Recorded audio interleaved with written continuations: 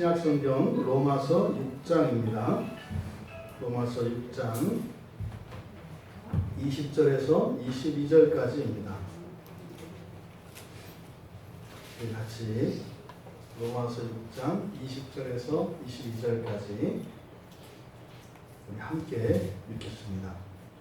너희가 죄의 종이 되었을 때에는 의에 대하여 자유로웠느니라. 너희가 그때에 무슨 열매를 얻었느냐? 이제는 너희가 그 일을 부끄러워하나니 이는 그 마지막이 사망이니라.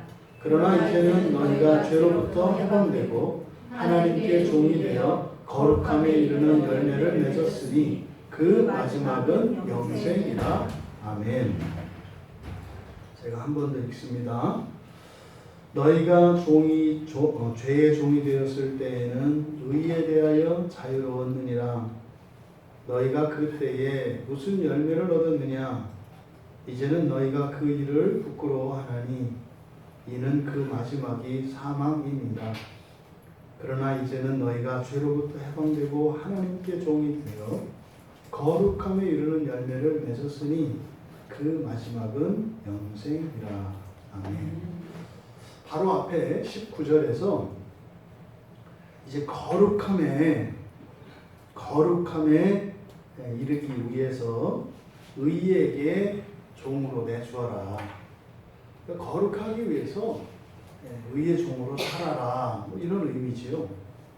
그것에 대한 이유를 바울 사도께서 세 가지로 말씀하고 있습니다. 그래서 20절의 맨 앞에 왜냐하면이라고 하는 접속사가 우리말 성경에는 생략되어 있습니다. 그래서 20절에 있는 이 진술의 내용이 마치 우리들을 이야기하는 것처럼 우리가 이렇게 이해하기 쉽지만 그것이 아니라 바로 우리가 왜 거룩함을 위하여 의의 종이 되어야 하는가에 대한 첫 번째 이유를 밝히고 있는 겁니다. 그러니까 20절이 왜 우리가 그렇게 거룩함을 추구하며 살아야 하는가? 그 첫 번째 이유. 죄의 종이었을 때 의에게 자유롭기 때문이다. 이렇게 얘기를 하는 거예요. 죄의 종이었을 때 의에 대하여 자유롭기 때문이다. 왜 이것이 이런 이유가 되겠습니까? 그런 거죠. 왜냐하면 너희가 죄의 종이 되었을 때 의와는 상관하지 않았지 않느냐. 의의 영향을 받지 않았지 않느냐. 그러니까 이제 반대로 너희가 너희 지체를 이제 의의 종이 되었으니까 그러면 죄에게도 영향을 받지 말고 살아야 되지 않느냐. 이렇게 얘기를 하는 거예요. 그러니까 죄의 종으로 살 때 의에 대해서 자유로웠다면 이제 너희들이 예수 그리스도를 믿고 의의 종이 되었는데 그러면 의의 종이 되었으니까 죄에 대해서 자유로워야 되는 것이 아니냐. 이렇게 얘기를 하는 겁니다. 그러니까 우리들이 예수를 믿기 전에 하나님의 의를 받아들이지 않고 하나님의 말씀을 따라 살고자 하지 않았다면 이제 반대로 우리가 예수를 믿고 하나님의 백성이 되었으니까 그 죄의 말을 듣고 죄를 따라 살지 말아야 하는 것이다. 이렇게 얘기를 하는 겁니다. 이거는 마치 이런 거죠. 어떤 사람이 보니까 뭐 열심히 어떤 일을 하고 있었어요. 지나가다 보니까. 그래서 이제 눈여겨봤죠. 아주 열심히 하고 잘하니까. 그래서 이제 며칠 있다 그 사람을 찾아가서 내가 어떤 일을 해야 되는데 와서 나를 좀 도와주십시오. 이렇게 얘기한 거예요. 근데 이미 봤거든요. 열심히 잘하는 거를. 그래서 그 일을 와서 도와달라고 얘기를 한 겁니다. 그랬더니 그러는 거예요. 나 그 일 못해요. 이 얘기를 하는 거죠. 여러분, 우리들이 실수하기 쉬운 겁니다. 우리들이 자꾸만 죄인 하니까 알아서 죄인 되려고 노력을 해요. 그래서 나는 못한다. 나는 능력이 없다. 이걸 겸손도 아니고 뭐 아무것도 아니라는 거예요. 이제 여러분들이 그리스도 예수를 믿었다면 어떻게 해요? 의의 종이 되어서 정말 과거에 우리가 죄의 종이 되어서 성실하게 열렬히 죄의 종으로 살았던 것처럼 이제는 의의 종이 되어서 성실하게 열렬하게 살 수 있다는 거예요. 왜? 그때도 그렇게 살았다면 지금도 그렇게 살 수 있다는 거죠. 여기서 이 종이라고 하는 이 둘로스라고 하는 말은 사실상 오늘날 우리에게는 이게 와닿지 않는 개념입니다. 특별히 정말 이 근대 이후를 살아가는 사람들에게 종이라고 하는 이 말은 이게 잘 체감되지 않습니다. 이게 종이라고 하는 것은요, 그냥 아무 생각이 없는 겁니다. 그러니까 주인이 무엇인가를 지시하거나 명령하면 이 종의 관심은 뭐예요? 주인이 명령한 그 내용을 완벽하게 그대로 하기 위해서만 온 마음을 쏟는 거예요. 거기다 이렇게 주인에게 왜요? 이렇게 물어볼 생각은 아예 없는 겁니다. 또 의견 제시할 수가 없는 거예요. 그것보다는 이게 더 낫지 않아요? 이런 생각은 아예 없는 거예요. 이게 종이라고요. 근데 지금 여기서 너희가 종이 되었을 때 이게 어떻게 해요? 우리가 죄의 종이 되었을 때 어떻게 살았는지를 사실은 이 종이라는 말을 통해서 나타내는 겁니다. 죄를 추구하면서 살아갈 때 우리는 거기에 대해서 의심하거나 토를 달지도 않고 그냥 열렬히 살았다고요. 이거를 죄의 종이라고 하는 겁니다.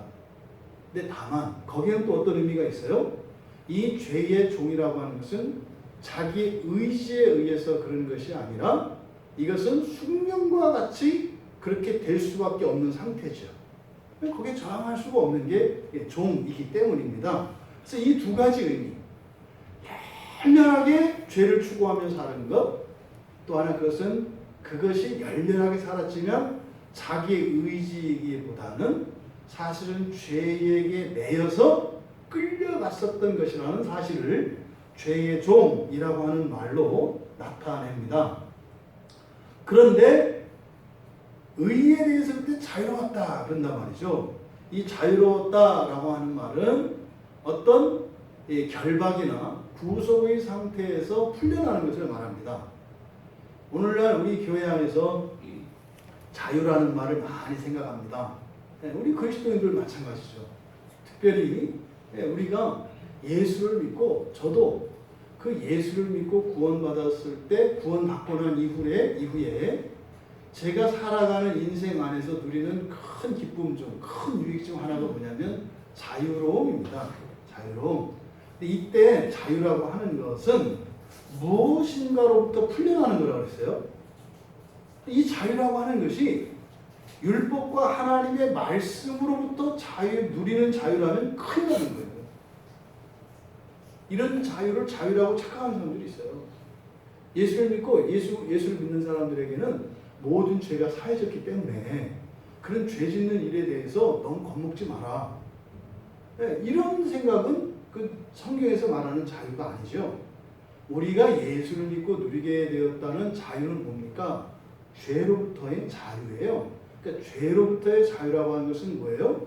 이제는 죄의 종이 되지 않고 오히려 죄를 다스릴 수 있는 힘이 생겼다는 의미를 말하는 거예요. 이 자유는 내 마음대로가 아니죠. 세상 사람들이 말하는 자유와 교회 안에서 그리스도인들이 사용하는 자유라고 하는 용어는 완전히 다릅니다. 그러니까 종종 이 젊은이들이 착각을 한다고요. 자유라고 하는 것은 내 마음대로 내 감정이 이끄는 대로 하는 것을 자유라고 생각해요. 근데 그것을 성경에서 뭐라고 해요? 종이라고 한다고요. 자유는 무엇입니까? 오히려 내 감정과 내 정욕이 이끄는 것을 거부하고 그것을 통제할 수 있는 힘을 자유라고 한다. 그런데 종이 되었을 때는 의에 대해서 자유로웠다 이렇게 한단 말이에요. 그러니까 의에 대해서 자유로운 것은 범죄하는 일에 주저함이 없었고 전혀 간섭이나 통제를 받지 않았다는 겁니다. 여기서 여러분 의에 대해서 자유롭다 했을 때 무조건 범죄자, 악행 이런 것을 생각하면 안 됩니다. 여기서 의는 뭡니까? 하나님의 의예요. 완전함인데 이것은 하나님의 의입니다. 그러니까 의에서 자유로웠다고 하는 측면에는 분명히 하나님의 말씀을 따라 살지 않는 부정적인 측면도 있어요. 그런데 말이죠. 행실에 있어서는 아주 선한 행실도 나타나요. 여러분 교회 안 다니는 사람들은 착한 사람이 없어요? 있다고요. 훌륭한 사람들 많다고요. 그런데 그 사람들이 예수 그리스도를 영접하지 않는다면 그들 또한 의에서 자유로운 사람들이에요. 무슨 말입니까? 착한 일을 하고 훌륭한 일을 하고 역사에 남을 만한 위대한 일을 했다 할지라도 그것이 하나님의 의와는 전혀 상관이 없는 어떤 인간적인 행위였다면 그것을 의에 대하여 자유롭다 이렇게 얘기하는 겁니다. 그러니까 어떤 행동, 어떤 행실이냐보다 더욱 중요한 것은 뭐예요? 이런 행실과 이런 생각들이 예수 그리스도와 아무런 상관이 없는 것. 이것이 의에 대하여 자유롭다는 뜻이다. 저도 그럴 수 있단 말이에요. 이게 설교를 하는데도 예수님과 상관이 없이 성령님과 상관없이 인간적으로 나의 어떤 능력과 무엇을 의지해서 한다면 이게 바로 뭐예요? 의에 대하여 해방된 자다 이 말이에요. 그러면은요, 아무리 훌륭한 일을 한다 할지라도 그것은 죄된 것이고 악한 것이 되는 거죠. 바울 사도께서는 너희가 죄의 종이었을 때, 그러니까 예수를 믿지 않았을 때를 말하는 거죠. 그때는 오직 죄의 명령만 그렇게 따른 것이 너희들의 자유로 한 것이라면 이제 정말 너희가 의의 종이 되었다면 그럼 너희에게 의를 따를 수 있는 자유도 있겠네 이렇게 얘기를 한 거예요. 근데 사실은 종이라고 하는 말에는 자유가 없다는 거죠. 그런데요, 종은 그것을 자유라고 생각한다고요. 그러니까 이 범죄자들이 그렇습니다. 범죄자들이 자신이 이렇게 범죄 행위를 하는 것을 자신의 자유로 한다고 생각해요. 자유로 한다. 범죄자 하니까 여러분과 상관이 없는 것 같은데 우리도 다 마찬가지예요. 우리가 하나님의 말씀에 거스르는 이런 일들과 이런 생각들을 할 때 뭐라고요? 우리가 우리의 자유로 한다고 생각한다 이 말이에요. 그럼 만약에 그렇다 하면 하나님의 말씀을 따라 사는 것도 그렇게 너희의 자유로 할 수 있겠네? 이렇게 역질문을 하는 거죠. 근데 사실은 그런 자유가 우리에게 있습니까? 없습니까? 없다고요. 우리가 죄를 버리겠다고 해서 버리고 하나님을 추구하겠다 해서 추구하고 아직 그런 자유가 우리에게 없어요. 실제로 성경에서 이 자유라는 말이 그렇게 중요하지 않아요. 자유라는 말 대신에 누구의 종이 되는가에 관심이 있다고요. 의의 종이 될 것인가? 죄의 종이 될 것인가? 사탄의 종이 될 것인가? 하나님의 종이 될 것인가에 대해서 성경은 가르친다고요. 우리가 정말로 자유를 누릴 수 있는 날은 언제예요? 부활일입니다. 아직 우리에겐 자유가 없어요. 그래서 우리는요, 누구의 종이 될 것인가를 우리는 생각을 해야 합니다. 그러니까 지금 바울 사도께서 이들에게 지금 이야기하는 거, 너희들 옛날에 죄의 종이었을 때 의에 대해서 완전히 해방이 돼가지고 말이지, 죄 열심히 죄만 짓고 살았잖아. 이렇게 책임을 추궁하려고 하는 그런 의도가 아니죠. 사실은 여기서 말씀하려고 하는 포커스가 뭡니까? 너희 자유롭지 않다는 거예요. 자유롭지 않다. 종으로서 하는 것이다. 여러분들도 자유롭지 않습니다. 환경에 매이고 말이죠. 또 여러분 안에서 역사하는 죄가 주는 생각에 매이고 말이죠. 하고 싶어도 해야 되는 줄 알면서도 안 하고 못해요. 왜요? 이 안에서 죄가 역사하기 때문입니다.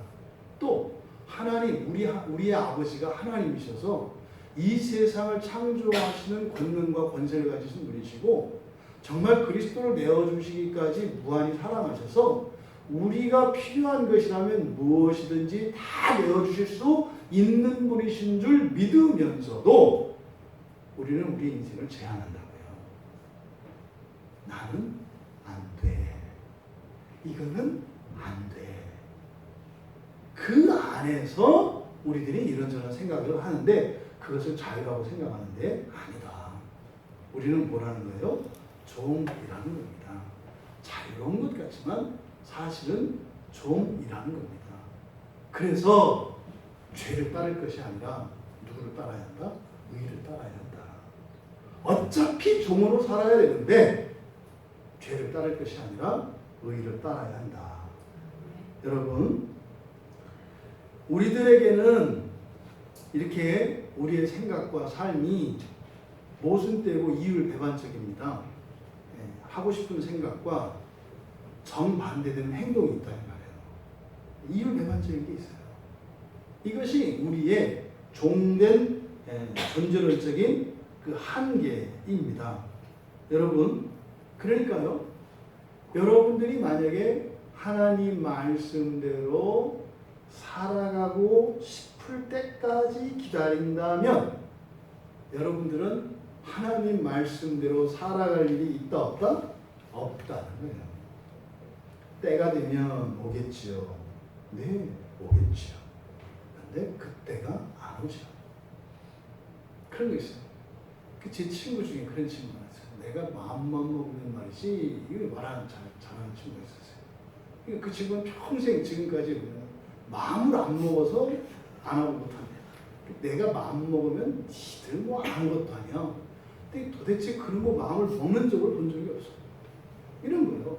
그러니까 우리 그리스도인들도 그게 있다고요. 나도 때가 되면 말이지, 마음만 먹으면 말이지, 안 온다. 안 온다. 그러니까 어떻게 해요? 분명히 우리는 종으로 살아야 하는데 그 죄의 종으로 살면 사실은 그 하나님의 의로부터 멀어진다 이 말이죠. 그러니까 우리는 누구의 종이 되어야 한다? 의의 종이 되어야 된다. 이렇게 얘기를 한 겁니다. 그 다음 두 번째 21절에서 두 번째 이유를 이제 21절에서 말하는데 너희가 그때 무슨 열매를 얻었느냐? 이제는 너희가 그 일을 부끄러워한다. 이는 그 마지막이 사망이기 때문이다. 이제는 의의 종으로 사는 것과 죄의 종으로 사는 것이 어떠한 것인지를 구체적으로 비교해서 우리가 왜 의의 종으로 살아야 하는 것인가를 설명을 합니다. 그러니까 21절은 죄의 종으로 사는 것이 무엇인지 살아봤어요. 다. 죄의 종으로 살아봤습니다. 그때가 그거죠. 죄의 종으로 살았던 때죠. 그때에 무슨 열매를 얻었느냐. 지금 그 일을 부끄러워하지 않느냐 이 말이에요. 그러니까 한마디로 말하면요, 죄를 따라 죄의 종으로 살아갈 일구의 가치도 없다는 거예요. 왜? 너희들 지금까지 살아봤는데 그거 부끄러워하잖아. 그러면 죄의 종으로 살면 앞으로 또 부끄러워할 거야. 그렇게 살 이유가 없지 않느냐. 그러니까 죄의 종의 부정적인 이유를 21절에서 설명하는 겁니다. 그러니까 그 죄의 종으로 살았을 때 유익이 없다는 거예요. 죄의 종으로 살았을 때 유익이 없는 정도가 아니라 죄의 종으로 살면 살수록 수치스러워지기 때문에, 그러니까 뭐요? 의의 종으로 사는 게 뭔지 모른다 할지라도 죄의 종으로 사는 것은 절대로 하지 말아야 될 일이니까 의의 종으로 살아야 한다. 지금 여기서 무슨 열매라고 이렇게 이야기를 합니다. 여기서 열매라고 하는 이 카르폰이라고 하는 말은 이 로마서에서 많이 사용되지 않아요. 몇 번 사용되지 않아요. 그런데 굉장히 중요한 단어예요. 성경 안에 강조하기 위해서 반복을 합니다. 그러니까 그 단어가 많이 사용될 때도 중요한 의미를 가지고 있어요. 강조하는 방법이에요. 그런데 적은 횟수, 그러니까 몇 번 사용되지 않지만 전체의 문맥 안에서 이렇게 연결고리와 같이 핵심적인 역할을 하는 단어가 있어요. 그 단어 중에 하나가 바로 열매라는 말이에요. 이 열매라는 말은 로마서에서 4번밖에 쓰이지 않아요. 그러니까 빈도수로 보면은 굉장히 뭐 이렇게 뭐 의미가 없는, 그렇게 중요하지 않은, 대수롭지 않은 뭐 이런 단어라고 생각할 수 있어요. 그런데 이 열매라고 하는 단어가 로마서에 사용된 것을 보면 그렇게 우리가 가볍게 할 수 없어요. 오히려 가치가 있는 것은 희소성을 갖고 있죠. 그러니까 그 자체가 가치 있는 것도 있지만 몇 개 없기 때문에 가치 있는 게 있다고요. 그러니까 이 열매라고 하는 단어는 그 단어 자체가 가지고 있는 중요성보다는 희소성으로 인해서 열매가 굉장히 중요한 의미를 가져요. 근데 맨 처음에 이 열매라는 단어가 사용되는 게 로마서를 시작할 때 로마서 1장 13절에서 얘기를 해요. 바울 사도가 방문하려고 하는 목적이 이 열매라고 얘기를 해요. 너희들에게서 그런 이방인의 열매가 맺게 하기 위해서 내가 방문하려고 한다. 그러니까 예수님이 마침 예수님께서 이 땅에 오신 이유가 뭐예요? 구원을 위해서 오신 거잖아요. 그러니까 이 바로 구원, 이걸 열매라고 표현을 하는 거예요, 바울 사도가. 그리고 이제 두 번째, 세 번째로 사용되는 게 여기 지금 로마서 6장에서 두 번 사용되는 거예요. 그래서 지금 여기 이 열매를 대조하고 있습니다. 여기서의 무슨 열매, 그리고 이제 뒤에서 거룩함에 이르는 열매, 22절에서 얘기한다고요. 그러면 21절의 열매와 22절의 열매는 바로 죄의 열매와 의의 열매를 대조하고 있는 겁니다. 그리고 이 열매가 또 마지막으로 사용되는 게 15장 28절이에요. 로마서 15장 28절에 가면 바울 사도의 사도로서의 그 임무를 마쳤을 때 그 마쳤다고 하는 표시가 뭐냐면 열매의 확증이에요. 그러니까 열매 때문에 방문하고 그 열매가 두 가지 종류의 열매가 있다는 거예요. 그리고 마지막 바울 사도가 자신의 임무를 마쳤는지 안 마쳤는지 그것을 결론 짓는 게 뭐라는 거예요? 열매라는 거예요. 그래서 굉장히 중요한 의미를 가지고 있는 게 열매다. 그래서 인생의 두 가지 열매라고 설교 제목을 정했던 이유는 뭐냐면 사람이 인생을 살아가는데요, 크게 두 가지 열매를 낳는다는 거예요. 두 종류의 열매를 낳는다는 거예요, 사람. 그러니까 이런저런 일들이 있는데 마지막 날에 가서 우리가 주님 앞에 심판을 받잖아요. 그때 둘로 딱 나뉜다고 이렇게. 이 두 가지 열매. 이때 어떤 열매가 맺혀되겠어요? 의의 열매가 맺혀되겠죠. 그런데 지금 21절에서 이야기하는 무슨 열매? 무슨 열매는 뭡니까? 죄종으로 충성해서 죄종으로 살면서 얻었던 열매예요. 그런데 여기에 부끄러워한다는 말을 쓰고 있거든요. 부끄러워한다? 이 부끄러워한다는 말은 사전적인 의미는 과거에 내가 잘못한 것 그리고 틀린 것 때문에 불명예스럽고 수치스러운 상태를 나타내는 말이 부끄럽다라는 말이에요. 여기서 부끄럽다는 말이. 그런데 이 단어는 어디에 사용되냐면 사실은 성적인 잘못에 쓰는 말이에요.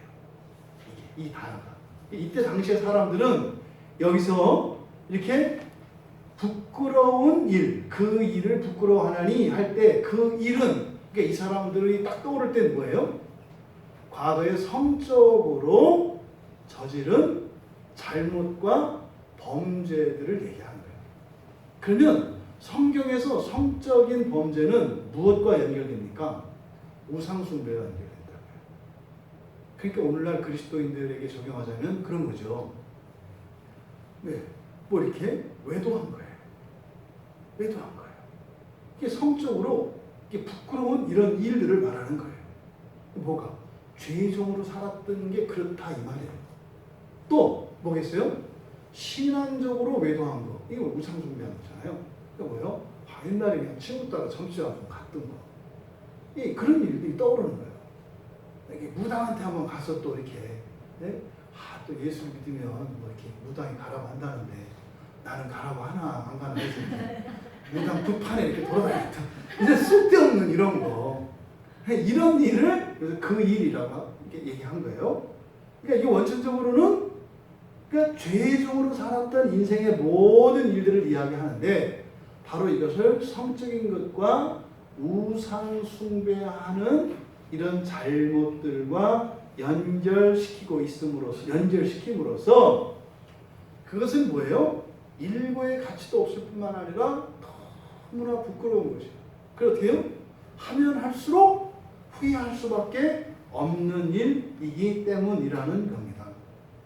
그러니까 죄의 종으로 살면 점점 수치스럽고 부끄러워서 후회할 일만 계속 생긴다는 거예요. 그러니까 어떻게 해요? 더 이상은 죄의 종으로 살지 말고 의의 종으로 살아야 한다. 이렇게 얘기를 하는 겁니다. 그리고 이제 세 번째로 22절에서 그러나 21절의 끝에 부끄러워하는 정도가 아니죠. 근데 부끄러워하는데 그 마지막이 뭐라고 그랬어요? 사망이다 그랬어요. 사망. 이 사망이라고 하는 것은 그냥 단순한 죽음을 의미하는 게 아니죠. 이 죽음이라고 하는 것은 이 사망이라는 말은 사람이 사업을 했는데 망하는 거. 이게 사망이에요. 시험을 봤는데 떨어지는 거. 이게 사망이에요. 또 어떤 일을 시도했는데 실패하는 거. 이게 사망이에요. 사람들에게 친절을 베풀었는데 그게 오히려 욕이 되는 거예요. 그래서 이 사망이라고 하는 것은 이 세상에서 겪는 모든 슬프고 불행하고 외롭고 답답하고 분통 터지고 하는 모든 부정적인 것들을 압축해서 사망이라고 하는 거예요. 그러니까 단순히 부끄럽고 후회스러운 정도가 아니라 감정으로 느끼는 정도가 아니라 뭐예요? 몸으로 그 대가를 톡톡히 치러야 한다는 말이에요. 그러니까 죄의 종으로 살아야 될 이유가 전혀 없죠. 그리고 이제 세 번째에서 22절에서 세 번째 이유를 이야기하는데 이것은 이제 의의 종으로 사는 영광이 얼마나 큰가를 얘기합니다. 그러니까 앞에서 죄의 종으로 살아가는 것은 너무나 부끄러운 것이고 수치스러운 것인데 또 그로 인해서 불행해지고 고통을 당하고 결국에는 죽음에 이르게 되는 것. 그런데 의의 종이 되는 것은 정반대라는 거예요. 그러니까 지금 굉장히 이해하기 쉽게 말하고 있거든요. 그러니까 예수 안 믿으면 지옥 가요, 여러분. 예수 믿으면 천국 가요. 뭘 믿는 게 좋아요? 초등학생들 같으면 무조건 천국이요 이렇게 한다. 근데 이제 한 5학년, 6학년 정도 되면은 왜 그래요? 이렇게 나오는 거예요. 왜 예수 믿으면 천국 가고 예수 안 믿으면 지옥 가요? 이렇게 나오는 거예요. 중학교 정도 되면 어떻게 하나요? 그딴이 어딨어? 이렇게 나오는 거예요. 이게 사람이 이렇게 변해요. 나이 먹으면 어떻게 돼요? 널고 있네. 우리 안에도 이런 겁니다. 근데 지금 바울 사도가 의의 종이 되어야 되는 그 이유를 설명하는데 너무나 이것은 정확해요. 그런데 우리가 그렇게 안 따라간다는 거 아닙니까? 그리고 의의 종이 되기보다는 죄의 종으로 살아가는 일에 우리가 미련을 버리지 않고 살아간다는 거 아닙니까? 그게 지금 세 번째 이유. 하나님께 종이 되는 것이라고 얘기합니다. 그러니까 하나님께 종이 된다는 것은 앞에서 의의 종이 되는 것을 말하죠. 그러니까 의의 종이라는 것은 결국 누구의 종이 된다는 거예요? 하나님의 종이 된다는 거죠. 하나님의 종이 되는 것을 의의 종이라고 얘기하는 거죠. 그러면 앞에서 얘기했던 죄의 종이라는 것은 누구의 종이 된다는 거예요? 마귀의 종이 된다는 거예요. 여러분 부모님과 여러분 자녀들, 여러분 가족들을 죽이고 상처 입히고 함정에 빠뜨리는 게 사탄이에요. 그런 사탄의 종이 되시렵니까? 말이 안 되잖아요. 우리가 사랑하는 사람들을 멸망시키는 자가 사탄이고 마귀인데 그런 마귀의 종이 되겠냐 이 말이에요. 그 지금 여기서 의의 종을 하나님의 종이라고 바꿔서 이야기한 것은 뭐예요? 이 죄의 문제를 단순히 우리 내면에 있는 것으로 생각하지 마라. 실체가 있다는 거예요. 실체가. 그러면 우리의 안에서 역사하는 이 죄는 어떤 감정의 문제이거나 우리의 선택의 문제를 넘어서 어떤 실체에 관한 것인데 그 실체는 사탄이에요. 사탄은 누구예요? 여러분 인생에 있었던 모든 불행을 제조한 자예요. 여러분 인생에 있었던 모든 억울함과 답답함과 부당한 환경들을 일으킨 놈이요. 여러분뿐만 아니라 여러분 주변에 있는 누군가에게 일어났던 모든 불행과 이별과 다툼을 만든 자가 사탄이에요. 그런 자의 종이 되어야 되겠어요. 안 되는 거죠. 그 원수를 죽이시고 이기시고 우리를 행복으로 이끄시는 하나님의 종이 되어야 하지 않겠는가. 이 말을 22절에서 하는 겁니다. 근데 여기서 그러나 이제는 너희가 죄로부터 해방되고 이제는 죄의 종은 의로부터 해방됐어요.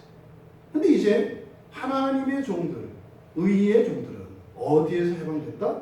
죄로부터 해방됐다. 죄로부터 해방됐다. 그래서 죄에 대해서 해방됐다. 지금 여기에는 좀 찜찜한 말이 있어요. 그럼 죄로부터 해방됐으면 우리는 죄를 짓겠어요? 안 짓겠어요? 안 짓겠죠.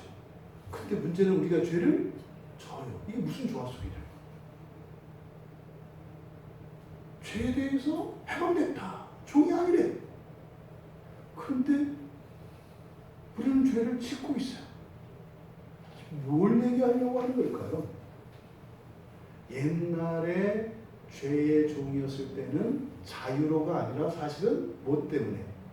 종이었기 때문에 끌려가면서 어쩔 수 없었다는 거예요. 그때는. 그러니까 마치 포로된 자가 사슬에 묶여서 이렇게 끌려가는 상태였다 이 말이에요. 근데 그때는 마치 내가 하는 것처럼 내가 일부러 한 거요. 뭐 이렇게 얘기한단 말이에요, 사람들은. 그래? 그러면 의에도 한번 그렇게 해봐. 싫어요? 뭐 이렇게 나오는 거죠. 근데 지금 여기서는요, 그러면 정작 해방된 것은 이들의 힘으로가 아니라 수동태입니다. 사슬을 끊어주셨다는 거예요. 그러면 종이 아니라 이제는 해방되었어요. 그런데 왜 죄를 져요? 죄의 책임은 누구에게 있다는 거예요? 나에게 있다는 거예요. 지금 여기서 너희가 죄로부터 해방되었다라고 하는 이 말은 죄에 대한 자발성과 자기 책임성을 예리하게 지적하시는 말씀입니다. 여기서 우리말 성경에 해방되고라고 되어 있습니다만 과거 분사예요. 그래서 이 과거 분사니까 수동성의 의미를 갖는다고요. 그러니까요, 더 이상 죄를 따라 살아갈 필요가 없게끔 만들어 주셨다는 거예요. 그런데 그렇게 산다면 그것은 전적으로 누가 하는 일이다? 그 죄를 짓는 사람이 하는 일이다. 그러니까 이제는 죄의 종이기 때문에 그런 것이 아니라 자기가 원하기 때문에 하는 것이다 라고 하는 이 사실을 아주 완곡하게 하지만 통렬하게 지적하는 거예요. 이게 이제는 너희가 죄로부터 해방되었다는 말이에요. 그리고 하나님께 종이 되었다. 그럼 하나님께 종이 되었다면요, 여러분 주인이 종에게 명령을 내려야 안 내려요? 내린다. 그러니까 무엇을 해야 될지, 어떻게 해야 될지, 또 무엇을 하면 안 되는지, 주의사항은 무엇인지 누가 가르쳐줘요? 하나님이 가르쳐 주신다는 거예요.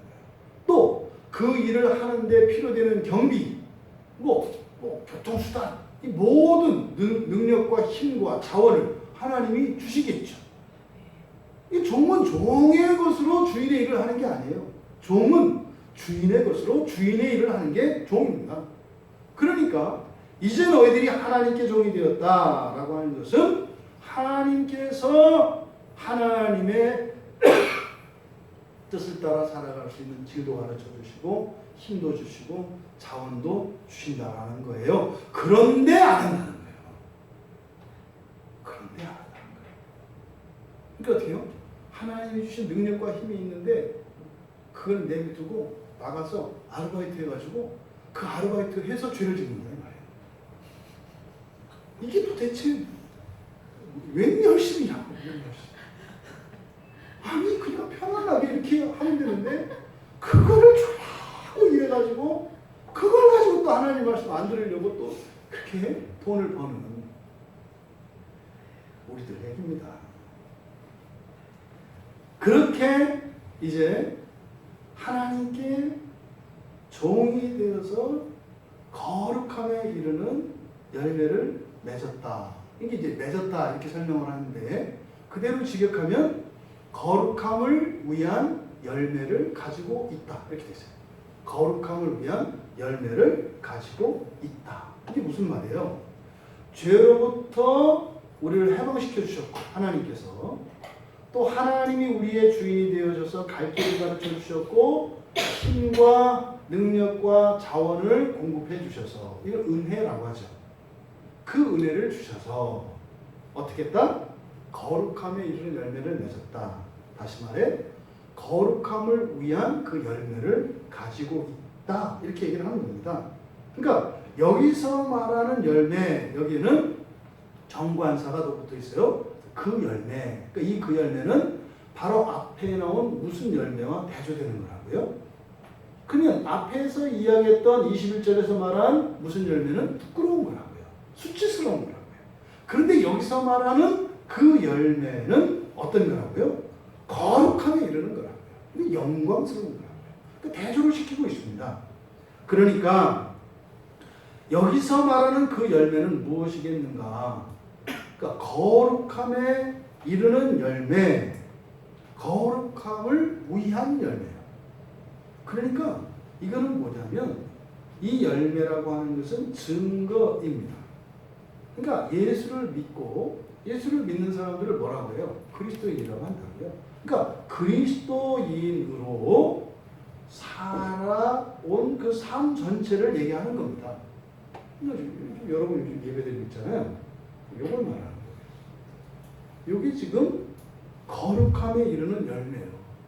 여러분이 뭐 모태신앙들은 머리에서부터 했을 수도 있는데 수요일 날 언제 우리가 이렇게 나와서 예배를 드리고 이렇게 했냐고요. 안 하다가 하잖아요. 이런 것을 열매라고 한다 이 말이에요. 언제 우리가 성경을 보고 언제 설교를 듣고 언제 하나님께 예수의 이름으로 기도했냐 이 말이에요. 근데 언제부턴가 그렇게 하고 있잖아요. 이것을 바로 거룩함에 이르는 열매라고 말하는 거예요. 그런데 이런 거룩함의 열매, 그러니까 작은 것 같은 우리들의 이런 신앙생활과 경건생활들, 이런 것들이 사실은 어디서 생겨납니다? 하나님이 우리를 죄에서 해방시켜줬고 하나님이 우리를 종 삼으셔서 주인 되어주셔서 은혜를 베풀어 주셨기 때문에 한다는 거예요. 여기서 얘기하고자 하는 바가. 그러니까요. 바로 거룩한 열매로서의 그리스도인의 삶이라는 것은 죄로부터 해방시켜 주셨기 때문인 것이고 하나님이 우리의 주인이 되어주셔서 우리에게 힘과 자원을 은혜로 공급해 주셨기 때문이다 라고 말씀을 하는 겁니다. 여러분 우리가 열등감 있잖아요. 신앙의 열등감. 늘 열등감이 있다고요. 열등감이. 하나님 앞에서 늘 부족한 것 같고 또 내가 그리스도인답지 않은 것 같고 이 누군가가 신앙에 대해서 점검할까 봐 늘 두렵고 말이죠. 이런 열등감이 있다고. 영적인 신앙적인 열등감이. 그런데 그 열등감이 잘못된 것이라는 것을 깨닫게 합니다. 너무나 부족한 것 같고 초라한 것 같고 내세울 수 없는 것 같이 별거 아닌 것처럼 여기는 그것조차 나로 말미암은 것이 아니라 누구로 말미암은 것이라는 거예요? 하나님의 은혜로 된 것이라는 거예요. 하나님이 죄에서 끊어주셨기 때문에 하나님이 힘과 능력을 주셨기 때문에 나온 거라는 거예요. 절대 이 세상에 어떤 그리스도인도 부끄럽고 비참한 그리스도인이 없다는 거예요. 누누이 말씀드립니다만 우리가 스케일이 너무 커요. 하나님이 최고에서 다 만들어 놓으면은 우리는 늘 부끄러워요. 그게. 아까 이제 우리 전원 친구가 얘기하다가 딱 제가 말꼬리를 달았어요. 할머니 목사님이시거든요. 그래서 평소에 경원이한테 이야기를 좀 들었어요. 그래가지고 되게 착하고 이뻐서 보지는 못했는데 예쁠 거라고 생각을 해서 한번 보고 싶었어요. 그래서 기회가 되면 좀 데리고 와라. 그랬더니 멀어서 어렵다고 그러면 내가 그 집에까지 배달해 주는 걸 할 테니까 데리고 와라. 이렇게 얘기를 왔으면 얘기를 하는데 이제 할머니 세대에서 목회자면은 아주 호사를 누렸든지 아주 어려웠든지 둘 중에 하나예요. 원래 그래요. 우리 윗세대가 그렇다고요. 정말 고생했든지 정말 호사를 누렸든지. 근데 이제 많이 어려운 상황이 있더라고요. 그래서 이제 아까 교단을 물어봤어요. 할머니 교단이 오시냐 했더니 딱 그러더라고요. 크지 않은 작은 교단인데요. 딱 걸렸죠, 저한테. 조그만 교단이라고 요 말 안에 저는 이제 거기서 느꼈죠. 이렇게 뭐요? 크지 못한 교단이야. 뭐 이런 뉘앙스가 읽혀진 거죠. 왜 그래요? 큰 거는 아름답고 작은 거는 부끄러운 거. 근데 이게 목회자들에게, 교인들에게 있는 거 아세요? 그러세요. 집사님 어느 교회 다니세요? 개척교회예요. 이게 뭐야? 아니 어느 교회 다니세요? 교회 이름이 개척교회야? 또 어느 교회 다니세요? 조그만 교회 다니세요. 이게 지금 겸손 갖고 있는데 뭐요? 주제넘은 행동이라는 거예요. 그렇게 만만해 보이는 것 같고 부끄러운 것 같은 이 신앙이라는 게 어떻게 생긴다고요? 하나님이 죄의 사슬을 끊어버리고 말이죠. 천지를 창조하시는 능력으로 하나님의 모든 것으로 우리에게 쏟아 부어서 만들어준 결과라는 거예요. 어떻게 그게 부끄러워요? 절대 여러분 어떤 경우에도 여러분 신앙의 방면에서는 부끄러워하지 마세요. 당당하세요. 당당하는 이유가 또 뭡니까? 내가 아니잖아요, 그죠? 나를 구원하신 분이 예수 그리스도이시기 때문에 그래서 우리가 당당한 거죠. 지금의 우리의 부끄러움을 인식하고 있습니다. 연약함도 압니다. 그런데요, 이것조차도 우리 주님이 아니었더라면 10번 죽어서 10번 다시 살아나도 근처에도 다다를 수 없는 것이라는 겁니다. 여러분 생각해 보세요. 세상에 그렇게 훌륭하고 뛰어난 사람이 있는데 그 사람은 예수님 소리만 들어도 싫거든요. 근데 우리는 예수님 하면 좋단 말이에요. 주님하면 알 수 없는 평화가 온단 말이에요. 환난과 어려움 속에서도 주님하고 부르면 알 수 없는 이 소망과 힘이 생긴단 말이에요. 이게 작은 게 아니에요. 여러분, 어떤 경우에도 우리가 부끄러워서는 안 됩니다. 더 큰 하나님의 은혜로 나아가야 하는 것이죠. 그러니까 이 죄의 속임이 우리로 하여금 계속 이렇게 하게 만들어요. 부끄러워하게. 그 부끄러움은 수치거든요. 근데 수치심이 있으면 어떻게 돼요? 앞으로 나가요? 뒤로 물러서요? 뒤로 물러서요. 그러니까 눈물이 마르지 않는 거예요. 우리 속마음은 뭐예요? 하나님을 더 사랑하고 싶고 우리를 사랑해 주신 주님이 감사하다고요. 근데 부끄러움을 느끼면 어떻게 돼요? 자꾸 뒷걸음질 친다고요. 또 그런 내가 미워. 그래서 울어. 그래서 더 부끄러워. 그래서 또 더 뒤로 가. 이건 내가 싫어. 그래서 또 울어. 이게 죄의 속임이에요. 담대히 은혜의 보좌 앞으로 나아가는 여러분 되시기 바랍니다. 왜요? 우리를 구원하신 분이 예수 그리스도시기 때문에 영원한 믿음일지라도 이것을 주신 분이 전능자이시기 때문에 그렇다면 그분이 이것을 온전히 하실 것을 믿기 때문에 그래서 얼굴이 빨개질지라도 우리는 더욱 은혜의 보좌 앞으로 나아가야 하는 것입니다. 죄는 송사합니다. 야, 염치가 있지. 넌 아니잖아. 넌 아니잖아. 저 정도는 돼야 되잖아. 이렇게 끊임없이 선사합니다. 속지 마세요. 어떤 상황 속에서도 주님 앞으로 나아갈 수 있는 우리 모두가 되기를 바랍니다. 죄는 끊임없이 우리의 과거의 삶 속에 있었다. 우리 내면에 있는 이런 부끄럽고 잘못된 것들을 끊임없이 들춰냅니다. 그래서 우리의 연약함과 이런 부끄러움을 송사하며 우리로 하여금 뒤로 물러가도록 자극합니다. 여러분 속지 마십시오. 여러분들이 최소한 이렇게 주님을 사랑하고 주님의 은혜를 기대하고 또 하나님께 예배하고 하나님 말씀의 은혜에 대한 목마름이 있다면 여러분들이 이미 죄에 벗어나 하나님께 종이 되었다는 증거라는 거예요. 그것이 우리의 증거라는 거예요. 여러분, 부끄럽게 여기는 여러분의 신앙이 부끄러워할 것이 아니라 오히려 영광스럽고 감사하고 감격스러운 것이라는 사실을 명심하시기 바랍니다. 그래서 그 영광이 무엇인지 사도께서 그 마지막은 영생이라 이렇게 말씀하는 거예요. 상황이 반대잖아요.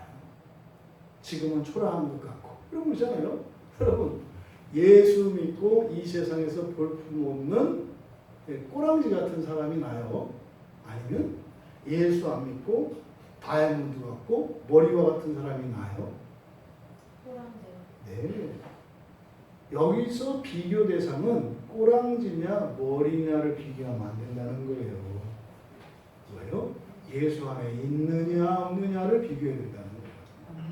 이 가치 판단의 기준을 여러분 혼동하지 마시기 바랍니다. 왜요? 예수 안에 있느냐 없느냐는 마지막이 사망과 영생으로 나뉘기 때문이에요. 여기다 자꾸 섞지 말라고요. 예수 안에서 머리 되려고요. 이런 거 하지 말라고요. 그냥 예수 안에 있느냐 바뀌느냐 이거를 하고 머리냐 꼬리냐는 주님께 맡겨야지. 저는 예수 안에서 머리가 되려고요. 이렇게 가면 그거는 예수 안에서냐 밖에서냐의 기준보다 어떤 기준이 너무 들어온 거예요? 머리냐 꼬리냐의 기준이 교묘하게 속이면서 들어온 거예요. 예수 안에 있는 것을 영광으로 하시는 여러분들 되시기 바랍니다. 왜요? 그 마지막은 영생이기 때문에. 예수 안에서 망하는 자는 없습니다. 망해도 반드시 망한 것 때문에 더 흥하게 됩니다. 예수 안에서 죽는 자는 없습니다. 예수 안에서 죽는 자는 죽은 것 때문에 더욱 살 것입니다. 예수 안에서 부끄러운 자가 없습니다. 예수 안에서 부끄러웠다면 그 부끄러움 때문에 영광의 빛이 더해질 것입니다. 이것이 예수 안에 있는 거예요. 뭐 아나요? 예수 안에 있는 이것이 여러분을 가슴 벅차게 하고 감격이 되길 바랍니다. 여러분 삶 속에 어려움이 있을 수 있어요. 그런데요. 어렵다면 어려웠던 그것 때문에 더욱 복되고 영광스럽게 될 것입니다. 이것이 예수 안에 있는 승리의 비결이라는 것입니다. 그래서 의에게 종으로 내주어라. 어렵지 않잖아요. 그죠? 다 여러분 의의 종이 되고 싶지 않으세요? 근데 이런 생각을 오늘 처음 한 게 아니에요. 평생 동안 그 생각으로 살아왔다고요. 근데 산 것은 뭐예요? 죄의 종으로 살아요. 그래서 여기에 있는 이 동사의 시제들이 미완료로 되어 있어요. 미완료. 그러니까 죄의 종이 되는 것이 과거에 끝난 사건이 아니라 지금 하나님의 종이 되었음에도 불구하고 여전히 죄의 영향력 아래 살아가고 있다는 거예요. 이게 뭐예요? 성화, 영적인 전쟁이죠. 그래서 부담한 게 아니에요. 이런 과정이 우리한테 필요한 거예요. 왜요? 본성의 변화 때문에. 우리가 사람의 삶에서 하나님의 자녀가 되기 위해서는 이런 치열한 갈등과 싸움, 이런 시험과 그런 극복, 이런 과정들이 끊임없이 필요한 거죠. 그러면 분명히 우리들은 죄의 종이 아니라 의의 종이 되어야 한다고 하는 분명한 이유를 가지게 됩니다. 바울 사도의 설명이 너무나 정확하고 이해하기 쉽습니다. 그러니까 뭐예요? 죄의 종이 되면 망하고 손해보고 도움되는 거 없다. 의의 종이 되면 망해도 승하고 죽어도 살고 슬퍼도 더 기뻐진다. 영광스러워진다. 영원한 생명을 얻는다. 그러니까 무조건 의의 종이 되어야 돼요. 무조건 사탄의 종이 아니라 하나님의 종이 되어야 해요. 그런데 그렇게 살지 못해요. 이게 우리의 실체예요. 이 고민이 여기 있는 거죠. 왜 우리는 그렇게 살지 못할까? 망하는 길에서 사는 길로 왜 바꾸지 않을까? 아니, 바꾸고 싶은데도 왜 그렇게 안 하는 것일까? 여기서 우리가 여러분 생각해 봐야 돼요. 내가 내 인생을 살았는데 내 인생이 만족스럽지 않아요. 내 인생이 이해가 안 돼요. 그리고 내가 원했던 삶이 아니에요. 근데 이런 인생으로 왔어요. 그러면 애매하게 또 이걸 갖다 하나님한테 뒤집어 씌워서 하나님이 다 이랬나 보다 이렇게 하지 말고, 하나님은 그런 분이 아니라니까요. 앞에 세계잖아요. 영생으로 이끄시는 분이라니까요. 그러면 이해할 수 없는 불행과 어둠과 슬픔의 원인은 누구예요? 사탄이라고요. 근데 내 인생 안에 이해할 수 없는, 원하지 않는, 부당하게 생각되는 이러한 삶의 기억이 있고 이런 환경이 있다면 뭐예요? 사탄이 역사하는 거예요. 어디? 내 인생에. 죄가 역사하는 거예요. 어디? 내 마음 안에. 그런데 그것을 인정하지 않기 때문에 우리가 원하는 것은 영생의 길이고 의의 길인데 끊임없이 죄의 길로 간다고요. 죄의 길로 가고 싶은 사람 없다니까요. 그런데 다 간다니까요. 뭐예요? 사탄의 역사와 죄의 역사가 굉장히 큰 거예요. 또 하나, 우리가 그것을 인정하지 않기 때문이에요. 1차적인 원인은 우리가 인정하지 않습니다. 앞에서 그랬잖아요. 이 죄의 종이 되었을 때는 의에 대하여 자유롭게 되었다. 그 자유로 이렇게 한다. 때가 되면 맘만 먹으면 내가 예수 잘 믿고 하나님 잘 믿을 거라고 생각한다 이 말이죠. 왜요? 말도 안 되는 거 알면서도 계속 그렇게 생각을 해요. 그것은 사탄의 역사를 인정하지 않기 때문에 그렇습니다. 사람들은요, 자신이 종이라고 하는 사실을 인정하기 싫어해요. 종이라는 사실을 인정하기 싫어요. 자존심 상합니다. 이게 뭐예요? 사탄의 그 게임에 넘어가서 망한 건데 내가 누구 때문에 망했다는 게 망한 것보다 더 자존심 상해요. 그러니까 뭐라는 거예요? 나 당한 거 아니야. 내가 알면서 그렇게 한 거야. 내가 부주의한 거야. 이렇게 한다는 거예요. 이게 뭐예요? 사탄의 역사를 인정하지 않는 거예요. 왜요? 허세 때문입니다. 허세 때문에. 있지도 않은 명예, 있지도 않은 능력, 있지도 않은 자존심을 마치 있는 것처럼 하려고 하니까 이런 거짓과 허세를 부리게 되는 겁니다. 그거의 대가는 뭐예요? 사탄에게 질질질 끌려다니면서 농락되는 삶이에요. 그러니까 인생이 안 바뀌잖아요. 이 사탄의 역사를 인정해야 합니다. 내가 무력하다는 것을 인정해야 합니다. 나는 구원이 필요하다는 것을 인정해야 합니다. 내가 뭐 실수했기 때문에, 내가 게을렀기 때문에 이런 게 아니라 사탄이 나를 사로잡아 질질질질 끌고 왔다고 하는 것을 깨달아야 합니다. 심지어 그것을 인정하지 않는 정도가 아니라 그렇게 이야기하는 사람들을 비웃고 조롱하죠. 너는 글을 쓸지 몰라도 나는 내가 스스로 망한 거야. 이렇게 한다 이 말이죠. 그럼 스스로 망한 건 자랑스럽고 속아서 망한 건 미련한 것처럼 망한 건 똑같이 망한 거예요. 근데 그 말도 안 되는 것에 가치를 부여한다 이 말이죠. 그래서 사탄이 그런 식으로 역사하는 거예요. 어떻게 해요? 자신이 선택해서 자신이 의지적으로 그렇게 그런 인생을 살고 있다고 착각하게 만드는 겁니다. 그것은 사탄이 그들의 주인 된 것을 그들로 하여금 알아채지 못하게 하려고 그렇게 역사하는 거죠. 요한복음 8장 33절에 보면 우리가 아브라함의 자손이라 남의 종이 된 적이 없거늘 어찌하여 우리가 자유롭게 되려 하였느냐. 이게 우리말로 하면 뭐냐면 당신은 죄인입니다. 예수를 믿고 구원 받으셔야 합니다. 그랬을 때 뭐라고요? 누가 죄인이라고? 요 얘기예요. 유대인들에게 예수님이 복음을 전했을 때 그렇게 얘기한다고요. 우리는 종이 된 적이 없다. 아브라함의 자손인데 무슨 종이 되었다고 하느냐. 우리가 선민인데. 이거를 오늘날 그리스도인들, 교인들에게 얘기하면 뭐라 그래요? 내가 예수를 믿는 사람인데 무슨 내가 죄인이라고 하냐. 내가 예수를 믿는데 무슨 사탄의 종이라고 하냐. 나 예수 믿는 사람이다. 이렇게 얘기하는 거예요. 누구의 종인가 하는 것은 무엇을 보고 알아요? 열매를 보고 하는 거예요. 열매를 보고 하는 거예요. 근데 그 열매를 보고 내가 누구의 종으로 살고 있는지를 깨닫고 얼른 바꾸면 되죠.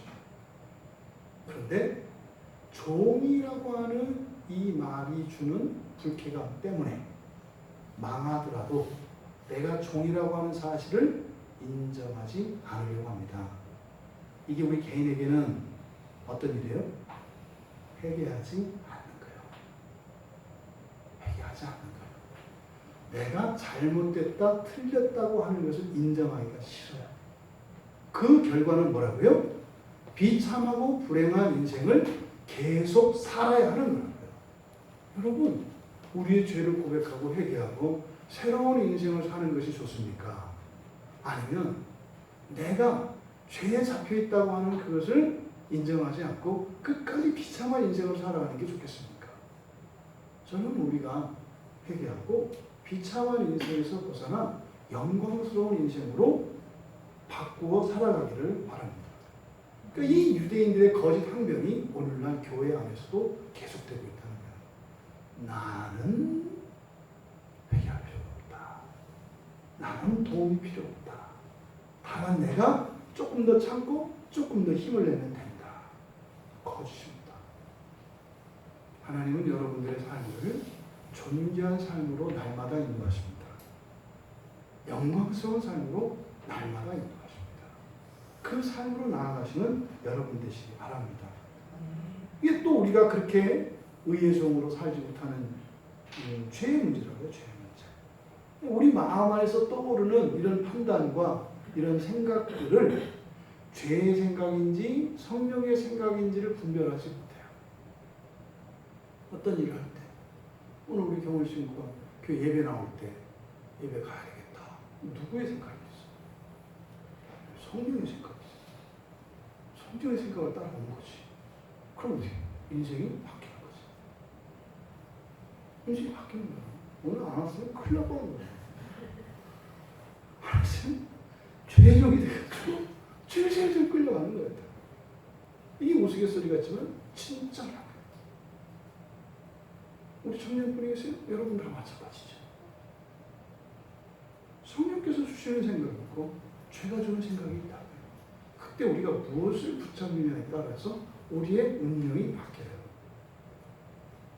우리 안에서 떠오르는 이 모든 것을 그래서 나의 생각, 나의 것이라고 생각하지 마라. 나의 감정이라고 생각하지 마라. 나의 판단이라고 생각하지 마라. 나의 뜻이라고 생각하지 마라. 뭐 해야 된다? 분별해야 된다.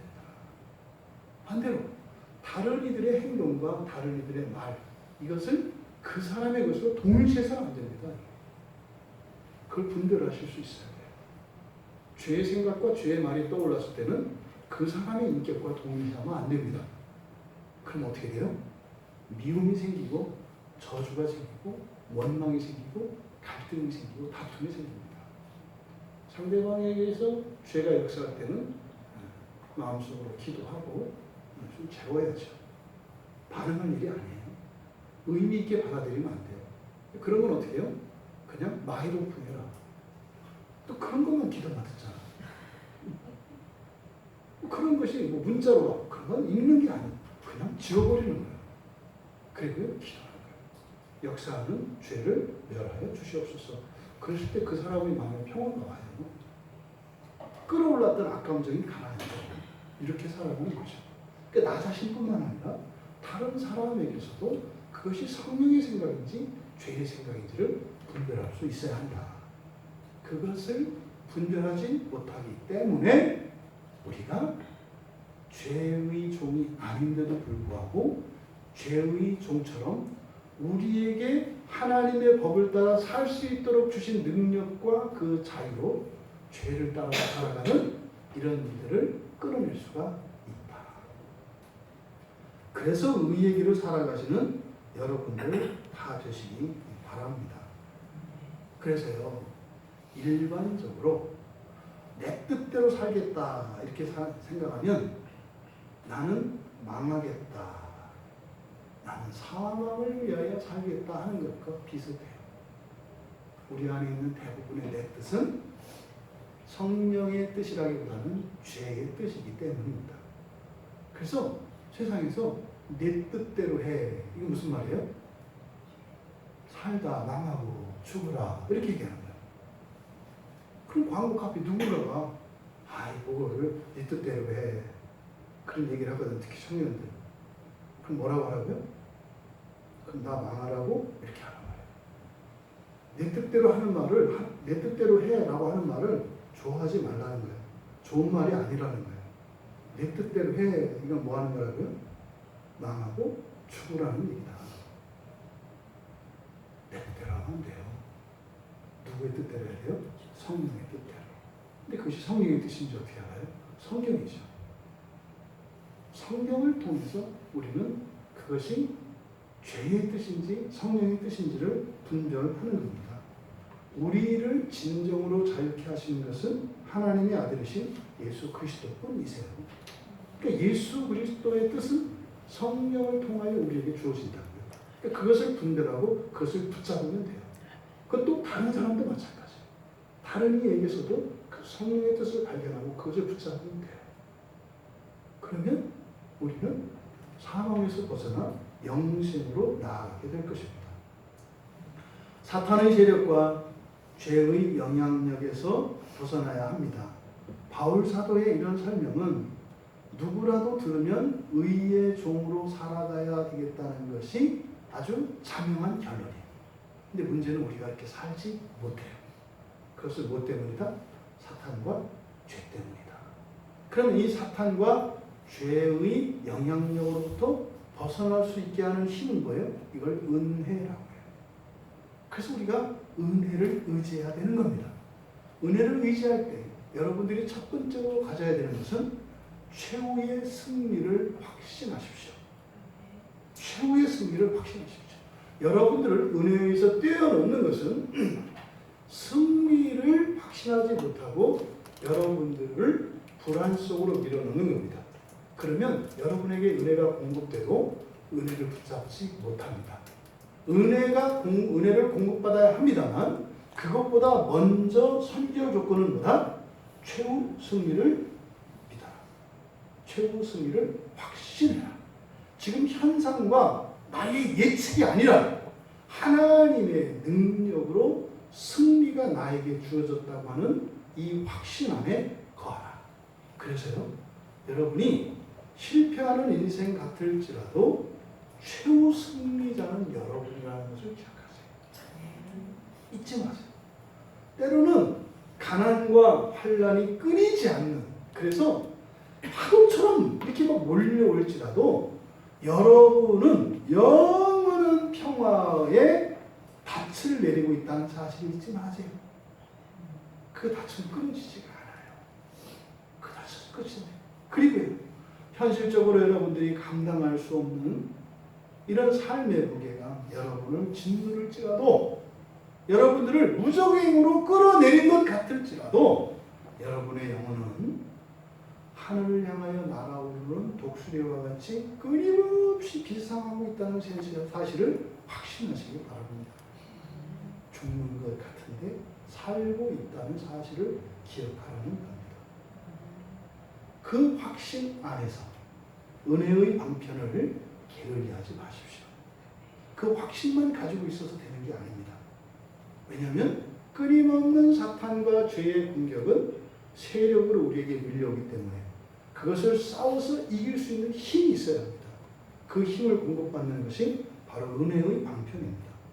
그래서 경건의 일상을 늘 점검하시고 작은 경건의 실천도 그 가치가 매우 크다고 하는 사실을 유념해서 성경을 보고 설교를 반복해서 듣고 기도하고 예배하고 성도들이 함께 모이는 이 일을 유지하기 위해서 끊임없이 애쓰고 노력하십시오.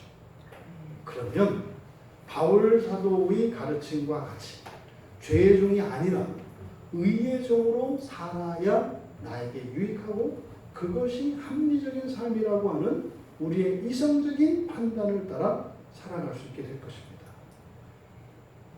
그리고 그것을 통해서 우리는 주님과 인격적인 교제를 나눌 것이고 주님과의 사랑이 생생하게 경험될 줄 믿습니다. 여러분들이 살면서 맺는 인생의 열매는 두 가지입니다. 하나는 영생의 열매, 하나는 사망의 열매. 그것을 결정하는 것은 죄의 종으로 살 것이냐, 의의 종으로 살 것이냐, 하나님의 종으로 살 것이냐, 사탄의 종으로 살 것이냐에 달려 있다는 것입니다. 여러분, 말씀을 확신함에 붙드시고 그렇게 날마다 생명의 열매로 승리하시는 우리 모두가 되시기를 주님의 이름으로 축원합니다. 우리 말씀을 생각하며 잠시 기도합니다. 하나님, 우리 평생 사는 동안 내 인생에 맺혀지는 열매가 성령의 열매, 영생의 열매, 하나님의 열매 되기 원합니다. 때로 불안과 의심이 내 마음에 나를 엄습할 때 최후의 승리를 확신하게 하여 주시고 은혜의 방편을 끊임없이 축복하며 승리하는 우리 모두 되게 하옵소서. 우리 같이 잠시 기도합니다.